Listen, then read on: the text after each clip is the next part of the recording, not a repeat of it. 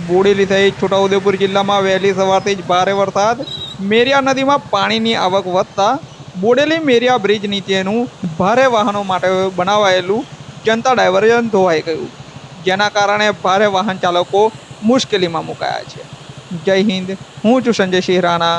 જોડાઈ ચૂક્યા છો આપ ટીમ જાગૃત સાથે. ચોમાસું જામતા જ છોટાઉદેપુર જિલ્લામાં નદી નાળા બે કાંઠે વહેતા થયા છે. બોડેલી નજીક આવેલા મેરિયા બ્રિજ નીચે ભારે વાહનોની અવરજવર માટે બનાવાયેલું જનતા ડાયવર્ઝન પાણીના તીવ્ર પ્રવાહમાં ધોવાઈ ગયું છે. છોટાઉદેપુર જિલ્લામાં આજે વહેલી સવારથી જ મેઘરાજાએ મહેર કરી છે.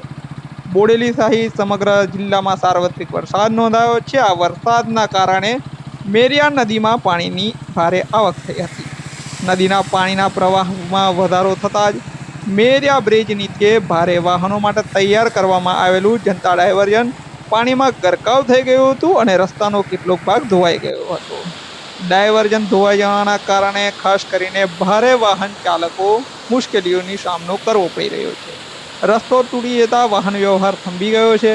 હવામાન વિભાગ અને સ્થાનિક તંત્ર દ્વારા હજુ પણ વરસાદ ચાલુ રહેવાની શક્યતાઓ વ્યક્ત કરવામાં આવી રહી છે, જેનાથી નદીના પાણીનું સ્તર હજુ વધી શકે છે.